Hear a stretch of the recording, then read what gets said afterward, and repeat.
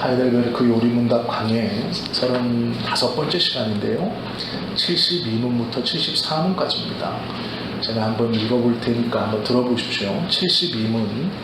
세례의 물로 씻음이 곧 죄 씻음 자체입니까? 아닙니다. 오직 예수 그리스도의 피와 성령만이 우리를 모든 죄에서 깨끗하게 합니다. 73문. 그러면 왜 성령께서는 세례를 중생의 씻음과 죄를 씻음이라 하셨습니까? 하나님께서 그렇게 말씀하신 데에는 중요한 이유가 있습니다. 하나님께서는 몸에 더러운 것이 물로 씻겨지듯이 우리의 죄가 그리스도의 피와 성령으로 없어짐을 우리에게 가르치려 하셨습니다.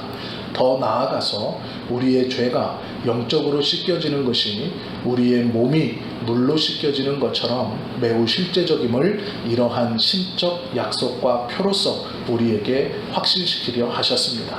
73은 유아들도 세례를 받아야 합니까? 그렇습니다. 그것은 유아들도 어른들과 마찬가지로 하나님의 언약과 교회에 속하였고, 또한 어른들 못지않게 유아들에게도 그리스도의 피에 의한 속죄와 믿음을 일으키시는 성령이 약속되었기 때문입니다. 그러므로 유아들도 언약의 표인 세례를 통하여 그리스도의 교회에 연합되고 불신자의 자녀와 구별되어야 합니다. 이런 일이 구약에서는 할례를 통하여 이루어졌으나 신약에서는 그 대신 세례가 제정되었습니다. 라는 것이 질문과 답입니다. 어떤 얘기를 하려고 하는지를 아시겠죠? 구약에서 나온 할례를 신약에서는 세례로 바꾸었다라고 말씀하시는 거고요. 이 세례를 통해서 교회의 보편성이 확장되었다. 즉 유대인 남자아이들만 받았던 할례를 세례를 통해서 예수님께서 제정하심으로 남녀노소 가리지 않고 모든 이들이 받고 하나님 나라에 들어갈 수 있었고, 또한 이 세례를 통하여서 이스라엘에 가입하기 위해, 즉 유대인이 되기 위해 했던 그 많은 육체적으로 지켰어야 했던 규칙들보다 더 큰 하나님의 은혜와 십자가의 공로를 모든 이들에게 활짝 열어 교회의 보편성을 더욱더 강조했다라는 것이 지난 시간에 우리가 함께 보았던 세례의 유익이었습니다. 오늘은요, 세례에 대해 잘못 생각하고 있는 세 가지 것들을 조금 자세히 보려고 합니다. 세례를 받기만 하면 구원받는가? 그럴까요? 그렇지 않다는 건 다 아시죠? 세례를 받는다는 것은 믿음을 고백한 신자가 공교회적으로, 즉 많은 성도들 앞에 자신의 신앙을 공개적으로 고백하고 나의 삶이 이제 하나님의 말씀의 법에 따라 살아가겠습니다 라고 많은 이들 앞에서 약속한 다음, 교회는 그 신앙 고백을 듣고 이가 그리스도의 복음과 은혜 안에 들어온 하나님의 백성입니다 라는 선포로 세례를 베풀게 되는 것이죠. 세례 자체가 구원을 받는다라는 것은 아닙니다. 그런데 우리가 성경을 좀 보시면 세례가 죄 씻음, 중생과 동일하게 말씀하고 있는 구절들이 종종 있다라는 것을 좀 봐야 됩니다. 마가복음 16장 16절에 보시면 이런 말씀이 있어요. 믿고 세례 받는 사람은 구원을 얻을 것이요. 이것을 보면 믿음 그리고 세례를 받아야 구원을 받는다 이렇게 말씀하고 있죠. 또 사도행전 22장 16절에 보면 일어나 주의 이름을 불러 세례를 받고 너의 죄를 씻으라 라고 말씀하고 있어요. 여기서도 보면 일어나서 세례를 받아서 죄를 씻으라 이렇게 말하고 있어요. 즉 성경에서는요, 마가복음과 사도행전에서 가만히 보면 세례받음이 곧 구원이고 세례받음이 죄 씻음이라고 선언하고 있습니다. 그런데 그러면 세례를 받는 것만으로 구원받고 죄 씻음을 받느냐? 그렇지 않습니다. 그럼 성경은 왜 이렇게 확정적으로 말씀하셨느냐? 그것이 이유가 있죠. 왜 그러냐면 사람이 하나님의 은혜를 받았다라는 것을 겉으로 표현할 방법이 없습니다. 우리가 하나님께 은혜 받았다라고 말할 때 그것을 증거할 방법이 없다는 것이죠. 즉 얼굴이 빨갛게 달아오르면 은혜 받은 것입니까? 아니죠. 그러면 갑자기 내가 찬송가를 잘 몰랐는데 막 어느 순간부터 찬송가가 막 깨우쳐져서 한 번 본 찬송가도 막 부르게 되고 이게 은혜 받은 것입니까? 아니죠. 사람은요 하나님의 은혜를 받았다는 것을 표현할 수 있는 외적 표현 능력이 없습니다. 하나님의 능력이, 하나님의 은혜가 우리 안에 임했다는 것을 우리가 증거할 수 있는 방법이 없죠. 그건 눈에 보여지거나 누구에게 단기간 내에 증거할 수 없는 일입니다. 하나님의 은혜는. 그런데 놀랍게도 구원에 관해서 세례를 통해 중생의 씻음과 죄의 씻음이라고 성경은 확실적으로 말하죠. 왜 그럴까요? 그건 순전히 하나님께서 베풀어 주신 은혜와 구원에 대한 확신을 우리가 의심 없이 가지고 살기 위해서 보여주신 하나님의 표입니다. 즉 무엇이냐면 눈으로 보이지 않고 만져지지 않고 느낄 수 없는 이 귀하고 복된 것을 너희가 다 받았다. 그런데 우리 인간은 물로 몸이 씻혀지듯이 예수님의 십자가의 공로를 믿어 죄가 씻겨졌다는 것을 겉으로 표현하거나 증명할 방법이 없습니다. 그래서 물로 몸을 깨끗이 씻으면 깨끗한 몸이 되는 것처럼 물을 온 몸에 혹은 머리에 적시는 행위로 인해서 더러운 것이 깨끗하게 되었다는 것을 보여주시기 위해, 즉 우리들에게 보여주시고 증거를 삼기 위해 세례의 중요성을 강조하신 것이죠. 세례라는 것을요 우리가 잘 봐야 됩니다. 세례와 성찬은 교회에서 예수님께서 친히 제정한 두 가지 거룩한 성례입니다.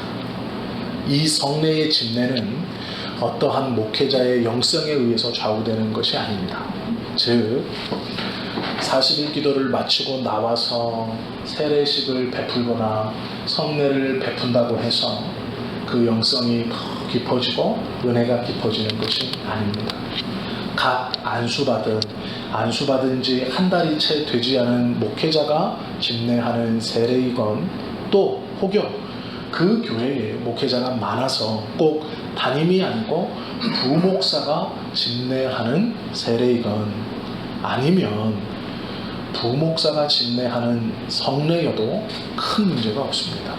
왜 그러냐면 성례라는 것은 삼위 하나님의 임재와 그분의 능동적인 사역이기 때문에 어떠한 사람, 즉 꼭 담임 목사가 아니어도 목회 안수를 받고 목회를 크게 한 큰 교회 목사가 아니어도 상관이 없다는 것이죠. 우리가 이제 오해하는 것 중 하나가 무엇이냐면 그 성례를 제정하신 삼위 하나님의 임재와 그분의 역사에 집중하지 않고 우리는 대부분 그 세례 받는 자의 자격에 또 세례 주는 자의 자격에 집중합니다.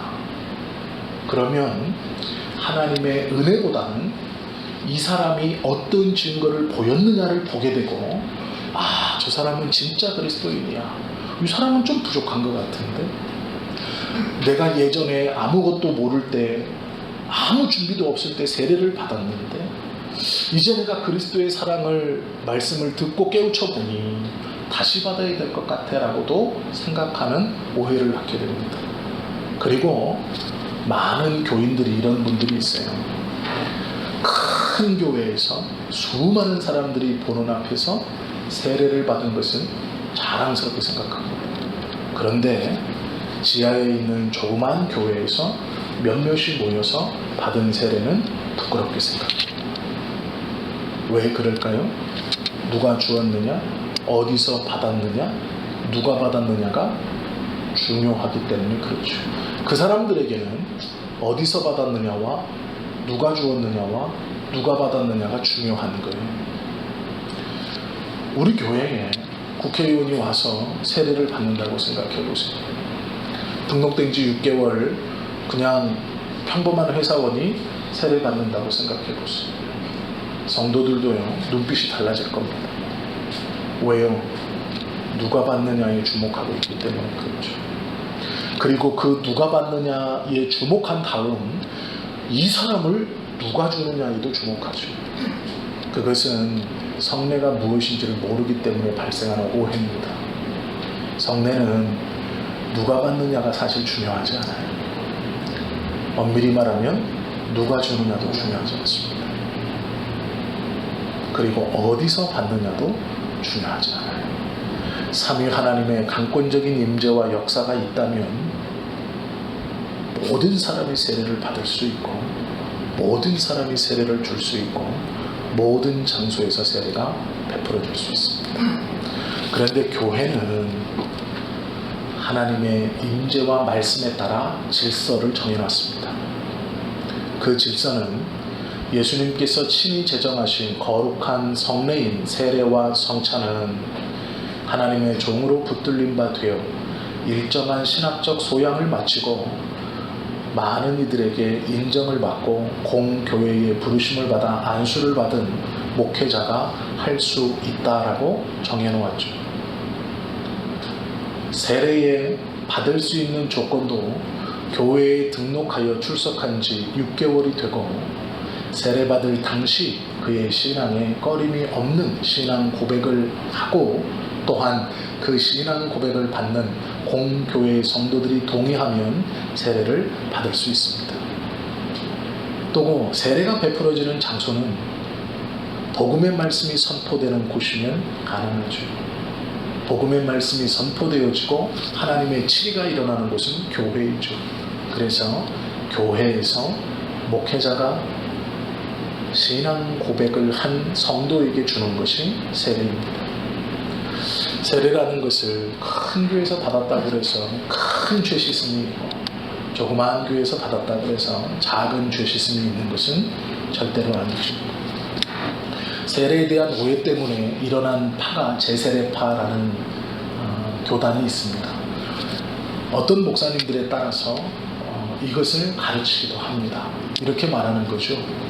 유아세례는 필요 없습니다. 아이들은 신앙의 고백을 하지 못했기 때문에 유아세례는 받으나 마나 한 겁니다 라고 말해요. 그리고 복음을 직접적으로 받아들이고 그 복음에 대한 자신의 신앙 고백이 분명할 때 받아야 됩니다. 그것이 온전한 세례입니다 라고 가르치죠. 대표적인 게 어딜까요? 구원파입니다. 구원파는 장로님이건 목사님이건 권사님이건 안수집사님이건 집사님이건 성도님이건 상관없어요. 말씀을 듣고 자기가 구원받았다고 확신하면 구원파에서는 다시 세례 줍니다. 그리고 꼭 기억하라 그래요. 오늘 당신이 새롭게 태어난 날입니다. 그러면서 교묘히 말씀과 섞습니다. 어떻게 섞을까요? 당신이 태어난 날을 알고 있지 않습니까? 생년월일이 있으니까 알고 있죠. 예, 알고 있습니다. 그러면 그렇게 중요한 육신의 생명이 태어난 날보다 더 중요한 죄에 대해서 죽고 하나님의 말씀에 따라 의에 대해서 산 날을 기억하지 못하는 건 가짜 생일입니다. 그러기에 오늘이 당신의 진짜 생일입니다 라고 해서 구원파의 사람들은 구원 언제 받았습니까? 하면 1998년 8월 26일 오후 4시에 받았습니다. 이렇게 얘기해요. 왜 그렇게 얘기할까요? 죄에 대해 죽고 의에 대해 산 날, 그날을 기억하자라는 것이죠. 영이 살아난 날인데 그 귀한 날을 기억하지 못하면 안 된다는 것이죠. 이것은요, 사람들을 혹하게 하고 사람들의 귀를 쫑긋하게 하지만 성경 말씀을 교묘히 왜곡해서 가르치는 겁니다. 그 세례에 하나님의 언약과 약속은 없기 때문에 성경적이지 않습니다. 그래서 이단이라 그래요. 제세례파도 유아세례를 인정하지 않죠. 어린 시절 부모의 신앙에 따라 세례를 받았어도 그 세례는 본인의 신앙 고백이 아니기 때문에 효력이 없어서 나중에 나이가 들어 네가 정말로 복음 안에서 새롭게 되었을 때 세례를 다시 받아야 된다라고 말하죠. 그래서 유아세례를 거부합니다. 그런데 놀랍게도 이들도 우리와 동일한 성경을 보고 있죠. 동일한 성경을 보고 있는데 오늘 말씀은 못 본 것이죠. 창세기 17장 7절의 말씀을 제가 다시 읽어드릴게요. 이 말씀과 이 언약을 아브라함과 하나님이 맺고 있거든요. 하나님께서 그 범위를 어디까지 정하시는지 보십시오. 내가 내 언약을 나와 너 및 내 대대 후손 사이에 세워서 영원한 언약을 삼고 너와 내 후손의 하나님이 되리라 말씀하셨어요. 아브라함과 언약을 지금 체결하시는데 아브라함은 지금 자손이 없습니다. 이삭이 태어나기도 전입니다. 그런데 뭐라고 말씀하시냐면 내가 너와 언약을 맺겠는데 영원한 언약이다. 너와 너의 후손 대대로 내가 너와 너의 후손 대대로 내가 하나님이 될 것이다. 이것이 영원한 언약이다라고 말씀하세요.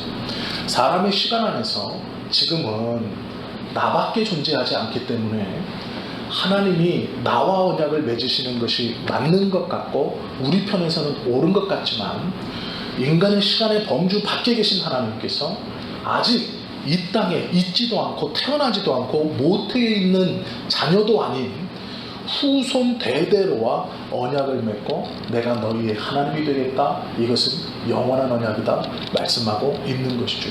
이 다음 나오는 것이 할례입니다. 그러므로 너는 나의 구원의 백성이라는 할례를 받으라. 너의 후손들에게도 할례를 행할지니라. 그것은 대대로 나의 언약을 기리는 표가 될 것이다 말씀하시는 거죠. 신약에 와서 할례 대신 새롭게 제정된 것이 뭐라고요? 세례입니다. 세례도 동일한 은혜와 동일한 선상에 있는 것이죠. 우리가 지금 보았던 창세기 17장 7절 8절 말씀 그리고 또 창세기 17장 10절에서 11절 말씀에 보면 너희 중 남자는 다 할례를 받으라. 이것이 나와 너희와 너희 후손 사이에 지킬 내 언약이니라. 너희는 표피를 베어라. 이것이 나와 너희 사이의 언약의 표징이니라 말씀하고 있죠. 하나님께서요 아브라함과 언약 맺으면서 영원한 언약을 맺는다라고 말씀하세요. 그리고 그 자리에 있는 아브라함뿐 아니라 그 자리에 없는 후손 대대와도 언약을 맺으셨다라고 선언하시죠. 신명기 29장 14절 15절에 보면 분명하게 이렇게 다시 말씀해 주세요. 내가 이 언약과 맹세를 너희에게만 세우는 것이 아니라 오늘 우리 하나님 여호와 앞에서 우리와 함께 여기 서 있는 자와 오늘 우리와 함께 여기 있지 아니한 자에게까지다 라고 말씀하세요. 언약을 맺는데 지금 하나님 앞에 신의 산 앞에 서 있는 모세 앞에 눈앞에 서 있는 이들과 뿐 아니라 우리 눈앞에 보이지 않는 누굴까요? 우리의 후손들과도 영원한 언약을 맺겠다라는 것이 하나님의 약속입니다. 우리가 오해하시면 안 되는 게요. 주 예수를 믿으라. 그리하면 너와 내 집이 구원을 받으리라 라는 약속의 말씀을 있지요. 이 말씀이 어디서 나왔느냐? 바울이 그냥 한 말이 아니에요. 구약에서 선택한 당신의 백성들과 당신의 자손들과 한 이 언약을 바울은 기억하고 율법학자이며 바리새인이었던 바울이 예수 그리스도의 십자가를 통해 구원받은 그들과 그들의 후손들에게 영영이 내려주실 하나님의 언약과 은혜에 대해서 확신을 가지고 선포한 것이죠. 그런데 이 구약적 기반 없이 이것만 뚝대어서 네가 예수 믿으면 네 집이 구원받는데 라고 가르치니까 그렇지. 이 말씀은 내가 예수 믿고 예수 믿은 사람처럼 본분을 다하면 또 감화를 받아서 내 자녀 중 하나가 믿고 남편이 믿고 그거 아닙니다. 내가 예수 믿고 뭘 잘해서 가정의 본이 돼야 누가 변화받고 누가 변화받고 그래 그 말씀이지 아니에요. 하나님은 분명히 말씀하시는 거예요. 내가 그리스도를 영접하고 나의 자녀들이 대대로 하나님의 은혜의 언약 안에 들어간다라고 말씀해 주시는 거예요. 그래서 우리가 받은 구원과 하나님이 우리를 부르심이 나 대해서만 구원으로 끝나는 것이 아니고 하나님의 그 은혜의 언약은 영원히 계속되고 있는 것이죠. 그것에 대한 믿음 없이 우리의 가족, 우리의 자녀를 위해서 기도하면 안 되는 겁니다. 그 믿음을 가지고 기도해야 하나님께서 기뻐하시는 기도이고 그 기도가 역사하여 구원을 일으키는 거예요.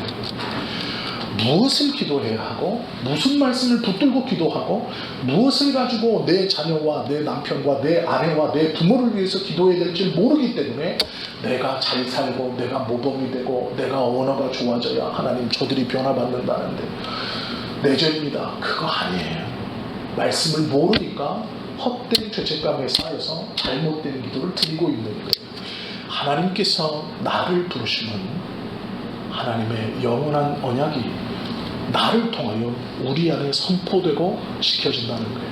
그 약속을 붙들고 하나님의 말씀이니 내 자녀를 통해 내 남편을 통해 내 아내를 통해 내 부모를 통해 이루어져야 합니다라고 기도하는 거예요. 이루어질 줄로 믿습니다 하고 기도하는 거예요. 그리고 믿어야 되는 거예요. 그렇지 않고 무엇인가 내가 자꾸 윤리적으로 변하고 윤리적으로 좋아져야 누가 변화를 받아서 아니에요. 사람은 절대로 사람을 구원시킬 수 없습니다. 잘 전달해 줄 수는 있지만 구원은 하나님께 있는 거예요. 그러나 우리는 이미 이 구원에 대한 은혜에 대한 약속을 우리가 받았습니다. 그래서 내 자녀를 놓고 내 배우자를 놓고 내 부모를 놓고 기도할 때 이 말씀을 붙들고 기도하는 거예요. 그래야 하나님의 역사가 일어나는 겁니다.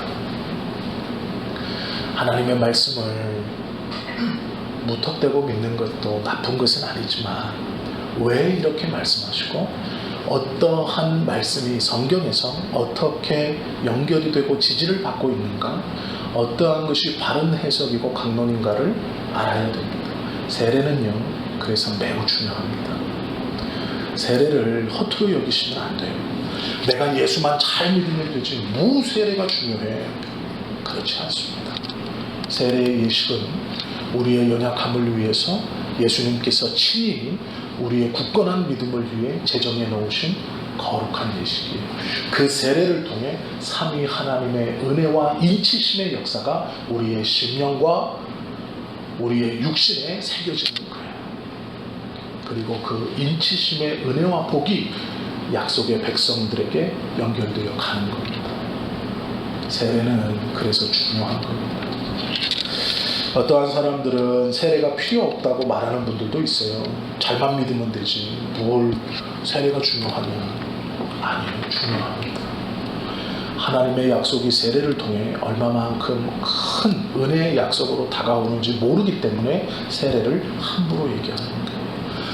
두 개 있는 거룩한 예식, 세례와 성찬은 삼위 하나님의 임재의 은혜이죠. 그 중에 하나인 세례를 없수히 여기고 아무것도 아닌 것처럼 생각한다, 받아도 되고 안 받아도 된다, 아닙니다. 그것은 하나님의 은혜가 얼마나 크고 놀라운 것인지를 모르기 때문에 그렇게 쉽게 얘기하는 겁니다. 할례는요, 구약에서 두 가지 의미가 있습니다. 첫 번째는 성인식의 의미였어요. 원래 할례는. 지금도 이제 TV에 보시면 뭐 아마족 원주민 부족, 아프리카 원주민 부족 하면 이 아이들이 보통 13세에서 16세, 어떤 부족은 13세, 어떤 부족은 16세 뭐 이렇게 나오면서 성인식을 치르는 것을 뭐 이렇게 한번 보신 적 있을 거예요. 뭐 물하고 차 한 자루 주고 뭐 3일 길인데 뭐 갔다 와라, 뭐 어디 바위를 뭐 이렇게 뭐 하고 와라, 뭐 이런 거 있잖아요. 이게 성인식이거든요. 그러면 이제 성인이 된 애들은 머리 모양이 바뀐다거나 뭐 얼굴에 칠하는 것이 조금 화려해진다거나 아니면은 마을 축제에 참여할 수 있다거나 이런 거 보셨죠? 구약에서의 할례는 이 성인식의 의미가 먼저입니다. 그런데 이 성인식을 하는 대표적인 이유가 뭐냐면요, 생식을, 즉 생육을 공개적으로 해도 된다는 거예요. 어른이 됐다는 건 과거나 지금이나 어른의 기준이 뭡니까? 댕기 달고 있으면 어른 아니에요. 우리나라도 그렇습니다. 더벅머리는 어른이 아니에요. 상투를 틀어야 어른이라고 생각했습니다. 왜 그럴까요? 가정과 생육에 공개적으로 허락을 받은 거예요. 이것은 즉 무엇이냐면 후손을 낳는다는 것을 공개적으로 허락받은 거예요. 이것이 성인식입니다. 자, 그러면 난지 8일 된 아이가 성인식을 하는 것이 가할까요? 불가할까요? 불가하죠. 성인은 고사하고 난지 8일 된 아기는 자기 힘으로 살아갈 수 없어요. 그런데 하나님께서 난지 8일 된 아이에게 8일이 되기 전에 할례를 행하라 명령하셨어요. 이게 뭐냐면 성인이라는 얘기가 아니고요. 너의 생육은 누구 안에 있다는 겁니까? 내 안에 있다는 거예요. 이해가 되시죠? 하나님이 난지 8일 만에 할례를 명하신 것은 구약의 전통대로라면, 그 당시 고대 근동의 전통대로라면 성인으로 인정됐고 성인식을 거친다는 거예요. 성인식을 거친다는 것은 생육, 즉 후손에 대한 그 주체가 내게 있고 공개적으로 허락을 맡은 거예요. 그 공동체에게. 예를 들어서 그 부족에게 성인이 됐다는 것은 가정을 꾸려도 되고 너는 너의 후손을 낳아도 된다는 겁니다. 성인이 되기 전에 가정을 꾸리면 안 되죠. 지금도 옳지 않다고 얘기합니다. 그래서 우리도 미성년, 성년 나누잖아요. 성인이 되었을 때는 가정을 꾸려도 법적으로 아무런 문제가 없어요. 윤리적으로는 좀 부모에게 좋지 않은 일을 하고 마음을 아프게 할 수는 있지만 아무 문제 없습니다. 난지 8일 된 그 성인 같지 않은 아직 사람이라고도 불리기도 부끄러운 그 8일 된 아이에게 할례를 행하라는 것은 너희의 생육은 내 손에 있다는 거예요. 너희의 생육은 하나님 안에 있다는 선언입니다. 그러기에 할례를 행하는 거예요. 두 번째는요, 남자의 생식기 표피 끝을 잘라내는 것인데 이것은 뭐냐면 신명기 10장 16절에 나와요. 너희는 마음의 할례를 행하고 다시는 목을 곧게 하지 말라라고 말씀합니다. 또한 골로새서 2장 11절 12절에 보면 또 그 안에서 너희가 손으로 하지 아니한 할례를 받았으니 곧 육의 몸을 벗는 것이요 그리스도의 할례니라. 너희가 세례로 그리스도와 함께 장사되고 또 죽은 자들 가운데서 그를 일으키신 하나님의 역사를 믿음으로 말미암아 그 안에서 함께 일으키심을 받았느니라 라고 세례를 말해요. 이게 무엇이냐면 표피 끝을 잘라내던 할례는 첫 번째 의미는 나의 생육은 주님께 있습니다 이고요. 두 번째는 잘라내어 끊어내는 것처럼 죄에 대해서 자유롭다라는 뜻이에요. 골로새서에 보면 세례가 또한 그렇다라고 얘기합니다. 그리스도와 함께 죄에 대해서 죽고 그리스도의 십자가의 은혜로 다시 사는 것이 그리스도의 할례이며 이것이 곧 세례이다라고 말하죠. 그래서 구약의 할례를 예수님께서 신약의 세례로 바꾸었다라는 것을 우리가 지금 함께 고백하는 것이죠. 세례는 이만큼 중요한 겁니다.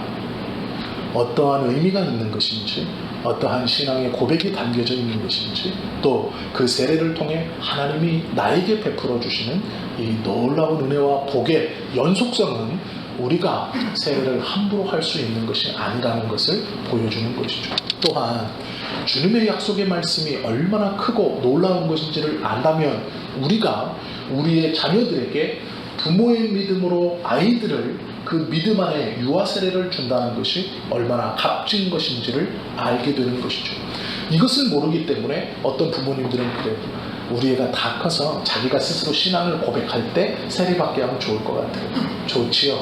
그러나 천만의 말씀입니다. 하나님의 말씀은 그것이 아니에요. 믿는 자의 자녀는 그 어린아이에게도 내가 인지해서 예수를 믿어서 고백하고 안 하고가 아니라 언약 자체에 이 어린 그 난지 8일이 되기 전에 할례를 행하라라는 이 말씀은 우리에게 지금 유아 세례와 동일한 것인데요. 이것은 이가 커서 지식적으로 하나님의 말씀을 받아들이고 안 받아들이고 판단하고 믿고 안 믿고 받을 수 있는 것이 아니고 부모에게 받은 그 언약을 자녀에게 연속적으로 내려준다는 것뿐 아니라 이 아이도 죄를 씻어야 되는 죄인이라는 고백과 함께 성령께서 세례를 통하여 이 아이에게 임재하시며 거룩하게 하신다는 뜻도 있는 거예요.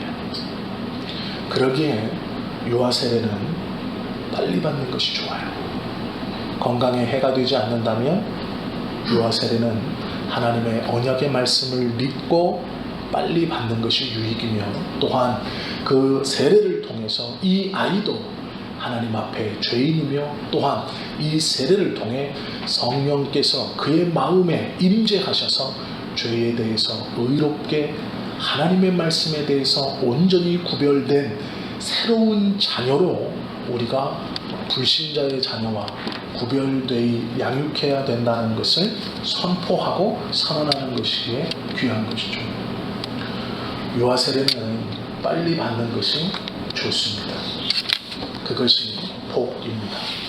그런데 우리가요, 한 가지 또 잘못 생각하시면 유아들에게 세례를 주면서 또 우리의 자손들을 유아 세례로 이렇게 고백을 하면서, 아니 어쩌면 어린아이들에게 세례를 받으라 이렇게 말을 하면서 착각하는 게 있어요. 부모님들이 오해하시면 안 되는 게요, 자, 예수님 이 마태복음에 보면 비슷한 일이 하나 있습니다. 부모들이 자꾸 예수님한테 자기 애들을 밀어넣는 거예요. 그러니까 제자들이 제재합니다. 야, 애들을 자꾸 왜 밀어들여? 예수님 자꾸 말씀하시는데 부모들이 욕심이 나잖아요. 제사장들이 우리에게 손 얹고 기도해 주지 않을 거예요. 알고 있어요. 랍비들이 우리 가난한 집 애를 축복해 주거나, 선지자라는 것, 랍비라는 것을 평생에 한 번 이렇게 가까이서 볼 수도 없어요. 그런데 이 예수님은 고아와 과부와 가난한 자와 세리와 창기를 차별 없이 대하시고, 가난한 자도 가는 하나님의 나라, 부자도 가는 하나님의 나라, 또한 외식 가운데 회칠한 무덤이라고 그 눈도 못 마주칠 제사장들을 향해서 온전한 하나님의 말씀을 선언하시고, 성전에서 돈 바꾸는 자들을 채찍으로 내어쫓으시는 일반 사람들이 보기에 너무나 놀랍고 너무나 위대한 분이에요. 그런 예수님에게 우리 애들 축복기도 한번 받으려고 선한 마음에 애들을 밀어넣고 있어요. 마태복음에 보면, 누가복음에도 있죠. 제자들이 막습니다. 왜 자꾸 애들을 밀어넣어? 막아요. 근데 예수님이 그 중에 한 아이를 부르셨죠. 그리고 뭐라 그러세요? 어린아이들이 내게 오는 것을 막지 말라. 천국은 이런 자의 것이다 말씀하세요. 그리고 그 아이를 축복했대요. 자, 보세요. 여기서 이제 우리가 오해하시면 안 돼요. 예수님이 그 아이를 불러다 놓고 축복 기도를 해주셨어요. 어떻게 기도했을까요? 하나님, 이 땅에서 잘 먹고 잘 살고 로마인들처럼 출세하고 크게 돼서 부자 되게 하나님의, 이렇게 기도하셨을까요? 아니죠. 그 일이 일어났던 일이 지금 무슨 상황입니까? 하나님의 나라에 대해서 선포하고 있었을 때예요. 그리고 어린아이를 보시고 하나님의 나라는 이런 자와 같다라고 선언하셨어요. 그러면 그 아이에게 무슨 기도를 해주셨을까요? 하나님의 나라에 대한 소망의 기도를 했겠죠. 우리가 유아들을요, 하나님의 은혜의 자리인 세례 앞으로 끌고 가는 것은 내 아이가 이 땅에서 출세하고 잘 먹고 잘 살고 부자가 아니에요. 근데 우리는 그런 기대를 하죠. 그리고 세례에 밀어넣습니다. 우리 아들이 이렇게 유아 세례 받고 기도 받으면 좀 안 받는 애들보다는 잘 살고 잘 먹고 출세하고, 전혀 아닙니다. 어린아이들에게 예수님께서는 하나님의 나라에 대한 소망을 기도하셨을 거예요. 이건 분명합니다. 그러면 지금도 동일한 하나님의 은혜와 믿음 아래서 우리가 세례로 우리가 나아가거나 우리 아이들이 나아갈 때 어떤 마음이 있어야 될까요? 하나님의 나라에 대한 소망이에요. 이 아이가 하나님 세례를 받습니다. 아무것도 모른다고 세상 사람들이 얘기할지 모르지만 이 아이가 이 세례를 통해 하나님의 나라에 대한 소망함을 가질 수 있고 그 하나님의 나라를 사모할 수 있도록 인도해 주십시오라고 하는 게 맞는 복이고 맞는 기도죠. 그러나 어떤 부모도 그것을 기대하고 그것을 간절히 소망하고 자신의 아이를 세례받게 하지 않죠. 돈 잘 벌고 건강하고 출세하고 좋은 사람, 훌륭한 사람, 다른 사람의 존경받는 사람, 그런 사람이 되게 해달라고 다 기도해달라고 그러죠. 성경 말씀은 그렇지 않아요. 조금 듣기 꺼리실지도 있는 말씀일지 모르지만 세례는 하나님 나라에 대한 소망입니다.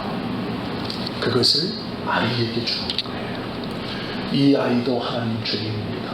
죄 씻음이 필요하고 성령의 감동이 필요합니다. 이 아이도 하나님의 나라에 대한 소망을 품게 해 주십시오가 유아 세례의 정신이고 바탕입니다. 우리가 자꾸 우리의 자녀들을 놓고 기도할 때 다른 것을 갖고 기도하기 때문에 그 기도에 응답이 없는 거예요. 말씀에서 원하시고 말씀에서 하라는 것을 하면 왜 응답이 없겠습니까?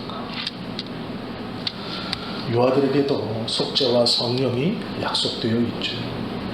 우리는 다 세례를 받았죠. 그러기에 직분을 받았을 겁니다. 세례받은 우리에게는요, 위로와 사명이 있어요. 위로는 무엇이냐? 하나님이 나를 붙들고 있다는 것이 위로고요. 세례받은 자의 사명은 뭘까요? 불신자의 자녀와 구별되는 것, 그리고 하나님의 나라를 전하는 거예요. 세례받은 우리는 세례받지 않은 사람과 분명히 구별되어 살아야 됩니다. 따로 살라는 게 아니에요. 함께 살지만 구별되어 살아야 돼요. 우리의 자녀들도요, 구별되어 이렇게 해야 됩니다. 옆집 애가 다 하니까 해도 돼? 아니에요. 하나님의 말씀에 옳지 않으면 안 되는 것이죠. 세례 자체는 구원의 증거가 될 수 없지만 하나님의 언약을 분명히 보여주는 매우 귀중한 것이죠. 세례의 주체는 사람의 자격이 아니라 그 세례를 주관하시는 삼위 하나님의 임재의 능력이기 때문에 세례는 소중하고 중요한 것입니다. 유아들도 이 귀하고 복된 언약 아래에 있기에 유아 세례는 성경적이고 매우 중요한 것입니다. 이것을 함부로 여겨서는 안 될 것입니다. 성경을 바로 알고 바로 믿는 은혜가 우리 안에 있기를 예수님의 이름으로 축원합니다. 기도하시겠습니다.